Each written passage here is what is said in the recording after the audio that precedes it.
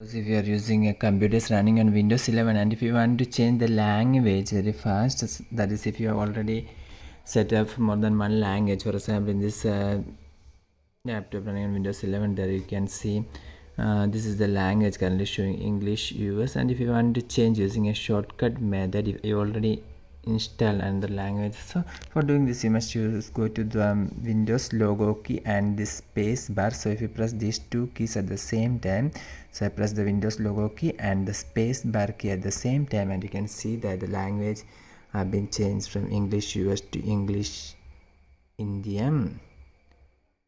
Suppose if you want to change to another regional languages, or also you can simply try this method, this Windows logo key, and this is the space bar.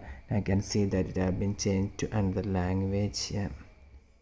Similarly, you can simply press the Windows logo key and space bar key for changing the language in this Windows 11 computer. So this keyboard shortcut helps you. For more videos, subscribe and stay with Engineers Online. Thank you.